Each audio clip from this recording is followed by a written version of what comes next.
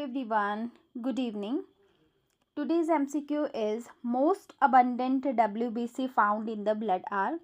जैसे कि आपको पता है आजकल हम ब्लड रिलेटेड क्वेश्चन MCQs देख रहे हैं। तो ये जो क्वेश्चन हम आज करेंगे ये रिपीटेड क्वेश्चन है। सबसे पहला क्वेश्चन यहाँ WBC, ये कलरलेस होती है क्योंकि इनके पास HB यानी हीमोग्लोबिन नहीं होता है। सेकेंड क्वेश्चन कि यहाँ पे 6000 से लेके 8000 एवरेज नंबर आपसे पूछा जा सकता है। आपने इसके यूनिट भी साथ में याद रखने हैं। इतना जो है इसमें नंबर होता है, ब्लड में इसका नंबर जो है। और ये WBC यूजुअली हमें जो है सबसे मेन काम है इनका कि ये एक तो हमें इम्यूनिटी से एक कंपोनेंट प्रोवाइड करती है यानी इम्यून सिस्टम का एक हिस्सा है, और दूसरा जो है ये फैगोसिटिक नेचर का होता है। और क्या क्या इसके सेल्स हैं जो इसके पर्टिकुलर फंक्शन है वो भी हम देखेंगे।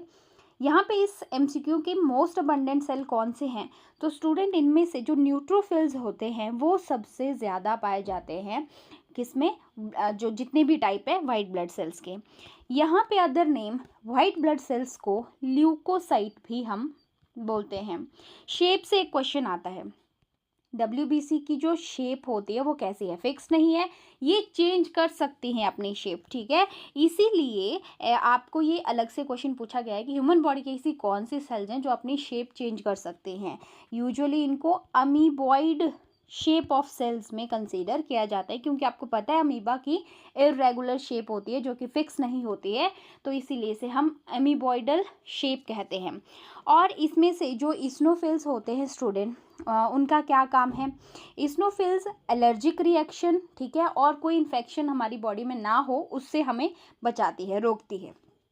न्यूट्रोफिल्स जो होते हैं, न्यूट्रोफिल्स जो है फैगोसिटिक नेचर के होते हैं, ठीक है। अगर बाहर से कोई चीज़ हमारे जो फॉरेन पार्टिकल एक्ट करेगा उसको अगर हमारे लिए हार्मफुल है तो उसको क्या करेगा, वो किल करने का काम। बेसोफिल जो है, बेसोफिल कुछ एक कंपोनेंट रिलीज करती है, स्पेशल प्रोटीन, जो कि इन्फ्लामेटरी रिएक्शंस में इन्वॉल्व होते हैं। याद रखना आपने, इन्फ्लामेटरी रिएक्शंस में। और वो कौन कौन सी स्पेशल कंपोनेंट है, हिस्टामाइन है, सेरोटोनिन है, फिर आपके पास हेपरिन है।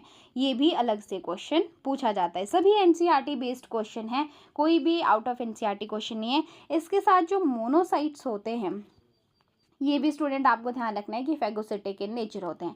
जैसे यहाँ पे क्वेश्चन पूछा हुआ है कि सबसे ज़्यादा कौन से सेल होते हैं, तो वो न्यूट्रोफिल, यहाँ पे B ऑप्शन करेक्ट होगा। अगर आपसे पूछा जाए कि सबसे जो है कम कौन से होते हैं, लेस्ट, तो वो आपको ध्यान रखना है कि वो होते हैं दैट इज़ बेसोफिल। बेसोफिल सबसे कम 0.5 से लेके 1%, और अगर न्यूट्रोफिल का परसेंटेज और ज़्यादा डीप क्वेश्चन पूछ लिया तो 60 to 65% ये पाए जाते हैं। ये क्वेश्चन हमारा यहाँ पे स्किप हो गया था। इसके बाद हम 20th क्वेश्चन ये कर चुके हैं कि which of the following is phagocytic, तो अब आपको यहाँ से ये चीज़ जो है पता लग रही होगी। अगला जो हमारा क्वेश्चन रहने वाला है वो रहने वाला है कि प्लाज्मा के अंदर जो पर्टिकुलर प्रोटीन्स होती हैं उनका क्या काम होता है। तो प्लाज्मा से related question very very important. मिलते हैं हम अगले MCQ में, तब तक के लिए thank you so much. See you in next MCQ। Have a nice time and take care, bye bye.